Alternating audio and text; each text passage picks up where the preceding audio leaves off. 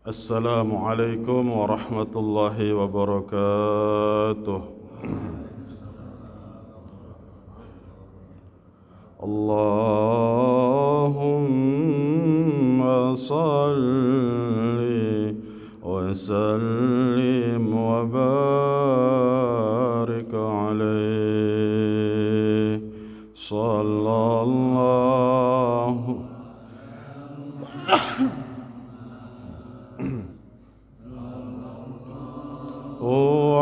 عليه وسلم.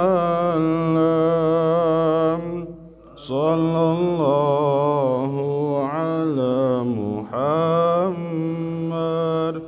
صلى الله عليه وسلم. صلى الله على محمد صلى الله عليه وسلم. صلى الله على محمد صلى الله عليه وسلم. أنت شمس أنت بدر أنت نور فوق نور أنت شمس أنت بدر أنت نور فوق نور أنت إكسير وغالي أنت مصباح الصدور. Mari صلى على محمد صلى الله عليه وسلم. صلى الله على محمد صلى الله عليه وسلم. يا حبيبي يا محمد يا عروس الخفيقين يا حبيبي يا محمد يا عروس الخفيقين يا مؤيد يا ممجد يا إمام القبلتين. Mari الله على محمد صلى الله عليه وسلم.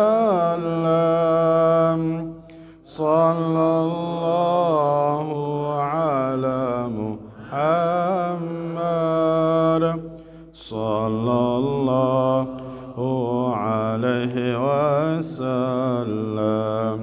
اللهم صل وسلم وبارك عليه.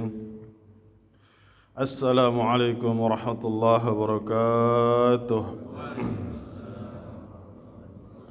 إن الحمد لله صلاة وسلاما لرسول الله محمد بن عبد الله وعلى آله وصحبه ومواله ومن تبعه بإحسان إلى يوم القيامة. أما بعد أشهد أن لا إله إلا الله وحده لا شريك له وأشهد أن سيدنا محمدًا عبده ورسوله اللهم فصل على سيدنا محمد وعلى آله وصحبه وسلم اللهم افتح لنا بفتوح العارفين اللهم افتح لنا بفتوح العارفين والحمد لله رب العالمين. Hadiratil kiram, bapak-bapak jamaah pengajian Masjid Al-Amin, mata'anallahu fi tuli hayatih, yang mudah-mudahan senantiasa ada dalam lindungan Allah Subhanahu wa taala, juga kepada ketua DKM beserta jajarannya yang mudah-mudahan senantiasa ada dalam lindungan Allah Subhanahu wa taala, para alim ulama, para pengajar, Al-Ustadz Kiai Haji Ustadz Encap Burhan, Kiai Haji Abi Halim, Al-Habib Amri Azamatkan, Kiai Haji Baisuni. Mudah-mudahan beliau ini adalah orang-orang yang luar biasa, guru kita semua. Mudah-mudahan Allah panjangkan umur, Allah sehatkan selalu, dan mudah-mudahan satu kelak Allah kumpulkan kita nanti di surganya Allah Subhanahu wa taala. Baik, kita lanjut hadis-hadis pilihan ya, daripada hadis baginda Rasulullah sallallahu alaihi wasallam.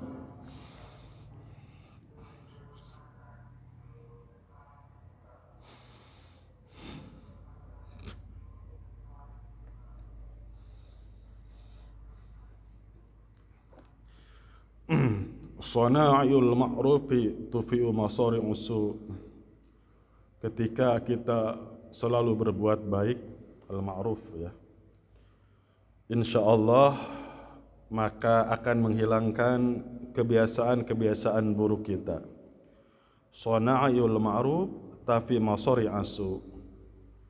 Ketika ada orang yang suka maling, ya Rasulullah, saya ini sholat 5 waktu selalu ada di belakangmu ya Rasulullah, tapi saya belum bisa menghilangkan, saya suka mencuri. Apa kata baginda Rasulullah? Dengan engkau istiqomah sholat berjamaah, orang ini tahajud. Makanya dulu ada, waktu saya SD itu, sebelum nyopet sholat duhanya 12 rakaat. Itu berjalan 15 tahun dan sukses nyopetnya, nggak pernah digebukin orang. Ya tapi gimana ya, nggak tahu itu jin atau malaikat yang lindungi. Ada, tapi tobat. Nah, maksudnya apa? Ketika kita belum bisa menghilangkan kebiasaan buruk kita, maka di situ jangan berhenti ketika kita berbuat kebaikan. Kasih sayang Allah ketika kita terus berbuat kebaikan, nafi masari usu, pasti lambat laun keburukan kita pasti akan dihilangkan oleh Allah. Pak Ustadz, Pak Kiai, saya ini sholat duha, alhamdulillah bukan ria, sholat tahajud, sedekah, baca Quran, tapi saya enggak bisa hilang suka ngegodain perempuan cantik. Jangan dipatahkan, terus saja, bukan terus ngegodain wanita cantiknya ya, terus saja kamu ibadah, insya Allah kebiasaanmu itu pasti Allah akan hilangkan. Yang kedua, wa saddaqatu khafiyan tutfi'u ghadaba rabbi. Masya Allah, bersedekah secara sembunyi-sembunyi itu bisa memadamkan kebencian Allah Subhanahu wa taala. Makanya kenapa bapak-bapak yang dimuliakan oleh Allah Subhanahu wa taala, orang ini ahli maksiat, bahkan kafir, mujrimin itu udah kafir, maksiat, tapi ada kebiasaannya, punya kebiasaan secara humanis, suka nolong orang yang kelaparan, suka ngasih kelaparan. Makanya dulu waktu acara Maulid itu ada terkenal Cina Banteng tuh di Ciampea ya.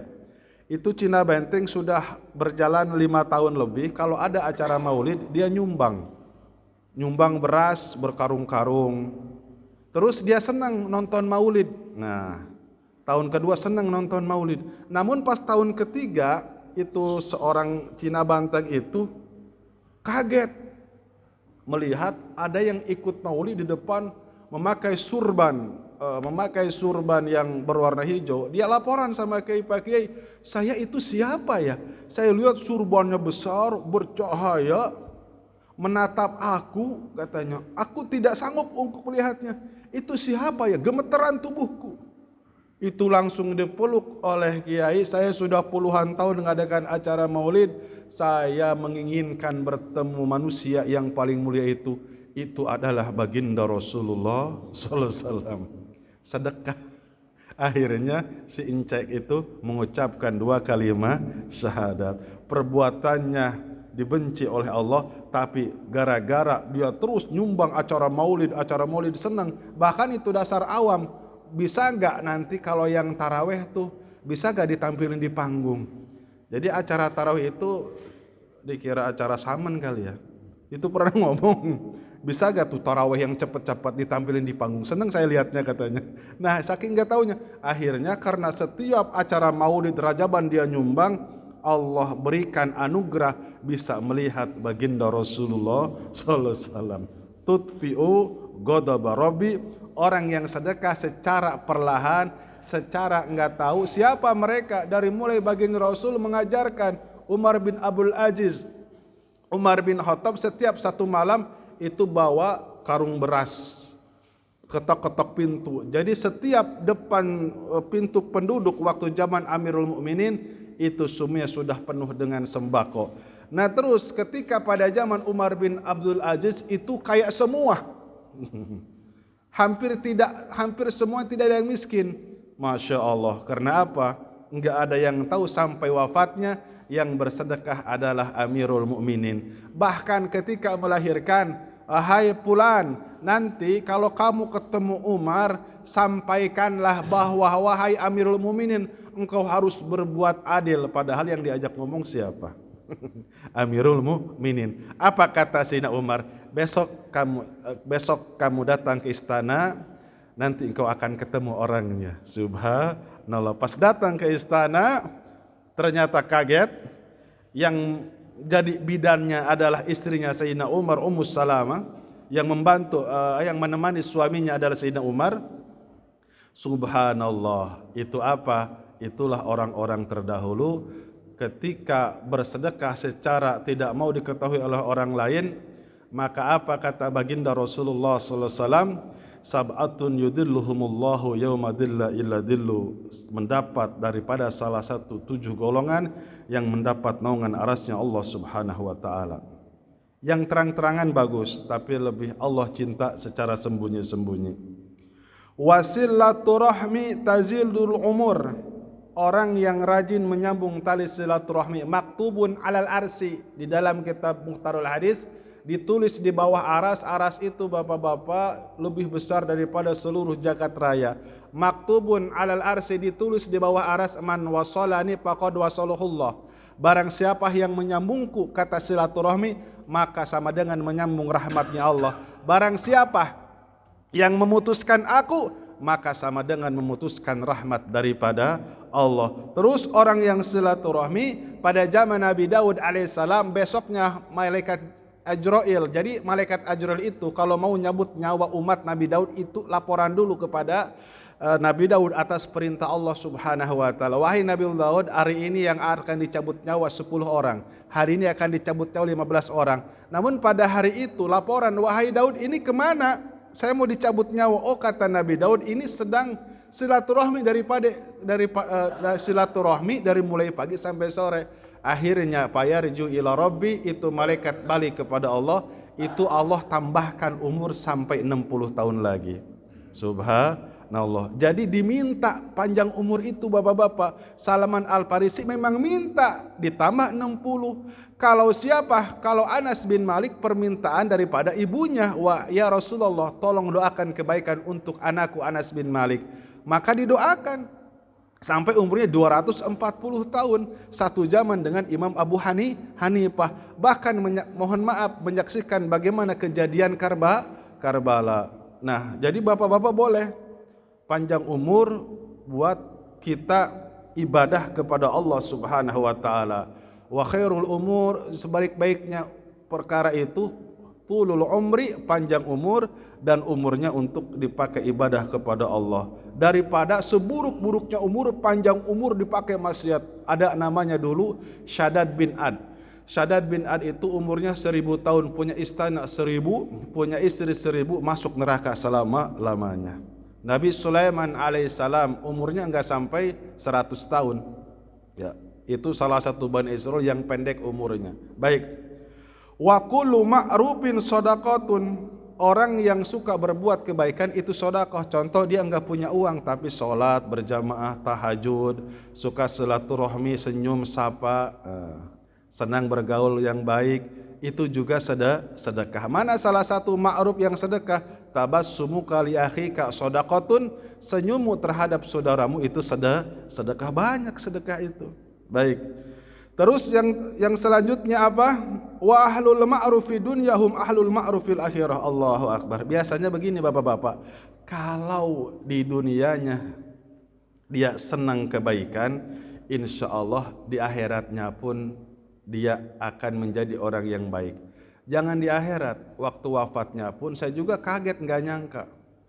Waktu ibu meninggal itu nggak kaget. Jadi ibu itu wafat jam 5:20 hari Selasa. Malam Selasanya ada dokter dari Universitas Al-Azhar, dosen, silaturahmi ke rumah Abah Rawad, mau ngisi ceramah. Kebetulan di daerah Surabaya, daerah Bogor, ngisi kajian di universitas. Nginep, suruh di hotel, enggak, saya mau nginep di rumah Abah Rawad. Nah, nginap pas pagi hari jam 5:30 Abah Raud nangis. Liman tabki ya akhi, kenapa kau nangis? Kata Abah Raud, kakak saya meninggal. Apa kata itu dosen? Apakah sudah digali kuburannya? Belum. Itu dokter dari Al-Azhar langsung buka baju kebesaran, dia pakai kaos. Kita gali katanya. Jadi yang ngegali sampai yang lihat itu 7 orang. Kepala tim koordinator penggalian itu siapa? Doktor daripada Al-Azhar itu adalah ya Allah, pilihan Allah. Itu enggak tahu, itu kata dia, saya enggak biasanya di hotel, tapi kenapa saya pengen di sini? Akhirnya sampai malam 6 ibu itu dimandikan, sebelum zuhur sudah dimakamkan. Alhamdulillah, mentalkinkan, ikut memandikan ya. Ikut wudu, mewudukan, ikut masuk ke liang lahat. Dan hasil musyawarah keluarga, kata keputusan keluarga bahwa ibu itu harus dimakamkan di makam keluarga di Pondok Pesantren Mama Bakri. Jadi tahlilannya dari mulai malam pertama sampai malam 40 hari, enggak berhenti. Saya suruh pulang duluan, udah pulang aja dulu katanya. Jadi yang mimpin tahlil langsung Abah Raud. Kalau di halangan ada pengurus. Jadi tahlilannya begini, kan ada 500 santri. Tahlilannya satu orang 1 juz. Bapak hitung aja 1 juz kali 500. Ya 4 kali hatam Quran ya. 4 kali 40, 160 ya. Jadi 160 hataman Quran dikirimkan kepada ibunda. Itu Masya Allah, kakak-kakaknya nggak digituin. Kalau kakak-kakaknya kan ada meninggal duluan, itu suruh di rumahnya masing-masing gitu tahlilannya. Tapi gak tahu ini, oh ternyata ya memang nyaksiin ibu itu. Saya ingat sekali hatam Qurannya itu seminggu sekali. Ingat itu dari SD. Istiqomah aja, Dalailul Khairat setiap kali hatam. Waktu di Madinah 8 kali hatam. Oh itu wa ahlul ma'ruf, orang suka berbuat kebaikan, jangan pun di akhirat waktu mau dikuburkan juga Allah muliakan. Jadi saya nanya, Abah ini siapa? Ini dekan Universitas Al-Azhar yang diutus oleh Rektor Al-Azhar untuk mengisi ilmu Al-Quran. Yang gali kuburan. Wallahi saya baru menggali kuburan katanya. Wallahi huwa min ahli soleh. Dia wanita yang soleh. Sebelum datang aku sudah mencium wanginya katanya. Jadi bapak-bapak pas dimandikan kan suka ada bau mayat. Saya nanya, Kang Ridwan enggak ada kotoran ini, gimana katanya enggak ada kotoran? Allahu Akbar. Mana kullu ma'ruf wa ahlul ma'ruf fi dunya hum ahlul ma'ruf fil akhirah. Orang yang memang sudah suka berbuat kebaikan di dunia, suka berbuat kebaikan, nanti juga Allah akan perlihatkan orang ini akan menjadi orang baik. Insya Allah nih, mudah-mudahan bapak-bapak yang hadir di sini ya, kita termasuk orang-orang yang husnul khotimah. Husnul khotimah ditambah itu keringetan ininya ya. Sebagaimana sabda baginda Rasulullah SAW, itu kalau keningnya keringetan, husnul khotimah. Alhamdulillah mentalkinkan bapak yang baca doa Sayyidul Istighfar.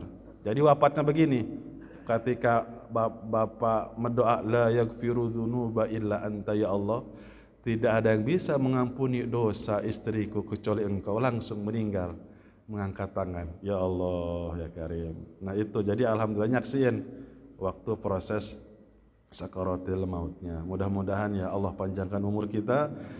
Bapak-bapak juga kan sudah ada yang lebih dulu ditinggalkan oleh ibunya, bapaknya. Mudah-mudahan insya Allah tidak ada berhenti untuk berbuat bakti. Baca apa? Rabbik firli wali walidayya warhamhuma kama rabbayani shaghira. Baik, kita lanjut. Wa ahlul munkari fid dunya hum ahlul munkari fil akhirah. Allah. Ketika ada orang yang suka berbuat keburukan di dunia, maka pasti di akhirat pun Allah akan satukan dengan orang-orang yang buruk. Bapak-bapak begini, orang yang paling keluar terakhir daripada neraka namanya Juhaina. Namun beruntungnya orang umat Islam begini, orang beriman, semungkar-mungkarnya orang yang beriman, semungkar-mungkarnya umat daripada baginda Rasulullah sallallahu alaihi wasallam, pada akhirnya satu ketika pasti akan diangkat dari neraka. Tapi ingat, awas, ada orang ini di mata dunia dia Islam, tapi awas, di mata dunia ini dia Islam, tapi di neraka itu lamanya langgengnya sama dengan Fir'aun, enggak ada ujungnya. Siapakah mereka? Bahkan ada yang hafal Quran. Siapakah mereka? Mereka adalah orang-orang yang membenci para sahabat radhiyallahu anhum. Kelihatannya sholat kan? Sholat kan mereka? Itu sudah diplot dalam hadis Tirmidzi, man sabba ashabi faqad kafara. Kafar itu kafir. Barang siapa yang mencaci maki sahabatku, faqad kafara mutlaqan, maka sungguh dia telah kafir. Bahkan siapa? Ibnu Muljam. Ibnu Muljam yang membunuh Sayyidina Ali, itu hafal Quran, bahkan predikatnya qori, pernah diutus oleh Sayyidina Umar ngajar Quran ke Mesir. Tapi di nerakanya selama-lamanya sama dengan Fir'aun. Banyak itu, awas. Ketika di dunianya dia hafal Quran, notabene pandangan manusia dia orang Islam, tapi di akhiratnya langgeng abadi selama-lamanya. Maksudnya bapak-bapak yang dimuliakan oleh Allah Subhanahu wa taala, nanti oleh Allah akan perlihatkan, oh ini kok ini dulu kayaknya orang soleh. Makanya dulu itu bapak-bapak, orang kan kita tertegun sama Ayatullah Khomeini ya, perang lawan Uni Soviet dengan Ya Hayyu Ya Qayyum, itu roket balik lagi. Ternyata ada komentar kaget, terbuka juga, apa, andai saja Abu Bakar Siddiq hidup pada zamanku sekarang, andai saja di surga nanti aku ketemu dengan Abu Bakar Siddiq, maka aku akan tempeleng wajahnya. Aduh. Quran puasanya Senin Kemis, baca sholawat setiap hari, sholat malamnya dari Isya sampai subuh, abadal abidin wa dakhra dahirin, ada nanti di neraka. Na'udzubillah summa na'udzubillah, ahlul munkar. Hati-hati, enggak boleh benci sama sahabat, walaupun itu sahabat cuman satu hafalan hadisnya. Terus yang terakhir, hadis lanjutannya, wa allu may yadkhulul jannata ahlul ma'ruf, orang yang pertama kali masuk ke dalam surga adalah orang kebaikan. Jadi begini bapak-bapak, ada orang ibadah hubungan dengan Allahnya biasa aja, tapi dia sosialnya bagus, itu juga ahlul ma'ruf kan, ada ya. Sholatnya ya biasa-biasa aja, tapi sosialnya santunan yatim, merhatikan tetangga yang enggak punya, janda-janda yang tua dia perhatikan. Pokoknya enggak boleh lihat orang kelaparan, dia terus support, dia kasih makanan. Itu juga ahlul ma'ruf, walaupun hubungan dengan Allahnya biasa-biasa saja. Nah, makanya apa di dalam kitab Ihya Ulumuddin, awwalu ma yudha'u fihil mizan huwa husnul khuluq wa sakhiyun. Bukan salat kalau dalam mizan. Pertama kali yang ditimbang nanti di mizan apa? Orang yang punya akhlak baik. Walaupun ibadahnya biasa-biasa saja, tapi akhlaknya bagus. Itu jadi pertimbangan yang berat, pertimbangan itu. Sakhiyun, apa sakhiyun itu? Dermawan. Itu jadi pertimbangan. Banyak bapak-bapak hari ini ibadahnya biasa, kadang ya sholatnya sendirian, jarang berjamaah. Tapi nanti di akhirat dipertimbangkan oleh Allah ketika waktu di dunianya nyumbang terus. Bahkan biasanya ketika dia kafir sering nyumbang, biasanya pada akhirnya dia mengucapkan 2 kalimat syahadat. Itu ahlul ma'ruf. Awas, jangan punya mindset ahlul ma'ruf itu hubungan dengan Allah, tapi ahlul ma'ruf itu kategori dengan sosial juga termasuk ahlul ma'ruf. Kan ada nanti babu sodakoh surga, pintu sodakoh, babu zakat, ada orang yang salit, babu duha, babu sakhiyun, ada itu nanti. Ya, mudah-mudahan bapak-bapak termasuk yang dimana nanti dipilih oleh Allah Subhanahu wa ta'ala. Dari mulai poin-poin yang pernah kita lakukan, ada 1 poin tembus, mudah-mudahan itu membuat Allah ridho. Amin ya Allah ya Rabbal alamin. Yang selanjutnya adalah membaca sholawat. Ini ya, as-salatu alayya nurun ala sirat. Jangan bosan-bosan bapak-bapak baca sholawat semampunya. Sholawat terhadapku itu nanti akan menjadi cahaya pada waktu di jembatan sirat. Baca sholawat itu termasuk menyelamatkan kita pada waktu di jembatan sirat. Cucuk semua bapak-bapak. Jangan digambarkan cucuknya kayak di dunia. Jadi rajin baca sholat. Sholat yang paling masyhur apa? Sholawat Ibrahimiyah. Allahumma sholli ala sayyidina Muhammad wa ala ali sayyidina Muhammad kama shallaita ala sayyidina Ibrahim wa ala sayyidina Ibrahim wa barik ala sayyidina Muhammad wa ala sayyidina Muhammad kama barakta ala sayyidina Ibrahim wa ala sayyidina Ibrahim fil alamin innaka Hamidum Majid. Dikasih wiridan itu 150 kali 1 hari 1 malam. Kalau bapak-bapak itu bebas berapa kali aja. Pokoknya setiap hari baca sholawat. Kalau kayak itu kalau dalam itu mah pasti kan dalam sholat ada sholawat pasti, itu mah pasti. Di luar sholat lebih utamakan lagi sering membaca sholawat. Terus apalagi? Faman shalla alayya yaumal jum'ah samanina marratan. Barang siapa yang membaca sholawat pada hari Jumat atau malam Jumat selama 80 kali, gufirat lahu dunubu samaina aman. Awas, dosa kecil ya, dosa kecil. Dosa selama 80 tahun oleh Allah akan diampuni. Dosa kecil, bukan dosa besar. Bukan lumayan. Alhamdulillah ya. Dunub itu dosa kecil, tapi kalau kabair dosa besar. Kan lumayan tuh. Lihat wanita, cantik amat. Ya, masuklah kategori dosa kecil itu. Masya Allah cantik amat. Masuk tuh ya. Dosa kecil tuh 80 tahun. Nah, yang selanjutnya, yang terakhir, kita bacakan hadis daripada baginda Rasulullah sallallahu alaihi wasallam. Hadis terakhir, as-siyamu wal Qur'anu yashfa'ani lil abdi yaumal qiyamah. Puasa dan Al-Qur'an ini kedua-duanya nanti akan membela kita mati-matian pada hari kiamat. Ada orang rajin puasa nih, tapi sholatnya biasa-biasa saja, itu ujian. Ada yang paling indah itu ya sholatnya rajin, puasanya rajin. Ada bapak-bapak, itu puasanya udah 15 tahun, tapi selama 15 tahun sholat di rumah terus.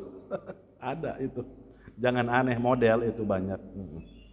Ada yang rajin baca Quran, tapi sholat berjamaahnya senangnya di rumah. Ada, banyak, biasa itu. Nah, namun Allah maha baik ketika nanti pada hari kiamat mungkin ada kesulitan orang yang rajin membaca Al-Quran. Di alam akhirat ada kesulitan pada waktu proses. Apa kata ini puasa? Ini kata puasa nih. Ya Rabbi, ayyu Rabbi, ini mana'tuhu ta'am. Ya Allah, jangan siksa hamba ini. Sesungguhnya akulah yang mencegah hambamu ini. Kata puasa. Aku yang menahan hambamu ini. Aku yang bikin susah hambamu ini. Gara-gara aku at-ta'ama wasyahwat bin nahar. Orang ini tidak makan. Wasyahwat, orang ini bisa mengendalikan syahwatnya gara-gara aku. Kata puasa. Fasyafi'ni fihi, ya Allah, tolong berikan aku mandat syafaat buat orang ini. Subhanallah. Mudah-mudahan ya, Ramadan nih, Ramadan. Mudah-mudahan puasa Ramadan kita nanti akan membela kita pada hari kiamat. Banyak nanti yang membela kita. Mudah-mudahan orang soleh, mandat syafaat itu kan, terutama daripada melalui sentralnya baginda Rasulullah sallallahu alaihi wasallam. Yang kedua, mungkin ada masalah ini orang penghafal Al-Quran. Apa kata Al-Quran? Ya Rabbi, mana tuh jangan engkau siksa hambamu ini.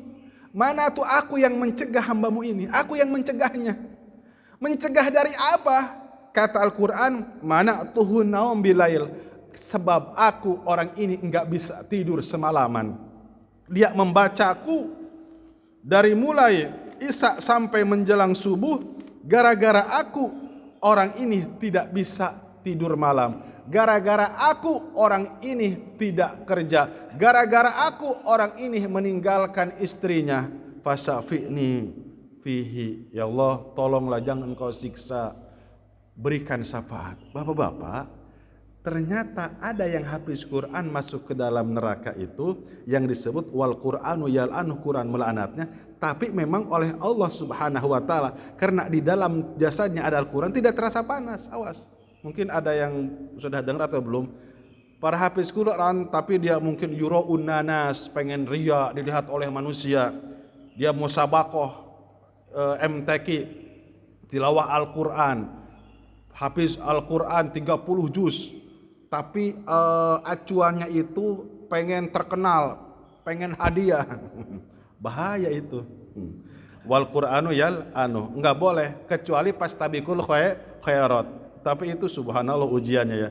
Itu dimasukkan dulu ke dalam neraka, menghabiskan sifat ria-rianya, tapi oleh Allah tidak dikasih enggak kerasa panas. Allah hargai di dalam tubuhnya ada Al-Quran. Begitupun para alim ulama yang kabur maktan indallahi antakulu ma la taf'alum, kata Imam Ghazali, para alim ulama ini memang disiksa di neraka tapi enggak disiksa, enggak terasa panas, dihilangkan buruk daripada. Kenapa? Allah hargai di dalam jiwanya ada ilmu daripada Allah. Wal ilmu nurullah, ilmu itu cahaya daripada Allah. Wal ilmu sifatullah, ilmu itu sifat daripada Allah. Walau kana kafiron, walaupun ilmu itu diberikan kepada orang kafir, karena ilmu itu sifatullah, pasti orang itu akan mulia. Namun kalau orang kafir, mulianya hanya di dunia saja. Nah, maksudnya ilmu ini termasuk ilmu teknologi, itu kan hakikatnya daripada Allah. Ilmu pertanian, ilmu sains, mulia gak mereka tuh yang punya ilmu? Karena sifat Allah semuanya, apalagi ilmu agama. Cuman bedanya kalau umat Islam mulia di dunia dan mulia di akhirat. Yang penemu nuklir itu kan, yang penemu atom, terkenal gak dia? Subhanallah. Baik, yang paling terakhir, ya Allah, bapak-bapak jamaah yang dimuliakan oleh Allah Subhanahu wa ta'ala, Masya Allah ya. Yang paling terakhir, asumtu sayyidul akhlak, diam itu penghulu daripada akhlak. Kata baginda Rasulullah SAW, maka tarku ma la ya'ni, tinggalkan yang tidak ada gunanya. Ternyata asumtu sayyidul akhlak maksudnya apa?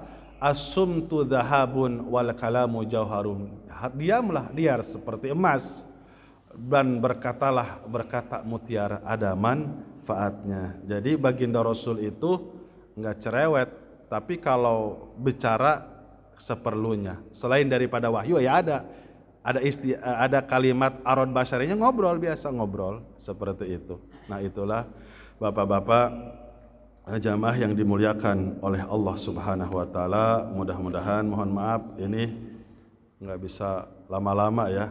Jadi masih kondisinya ya. Jadi termasuk dekat sama ibu itu. Kemarin sampai lupa beli belanja.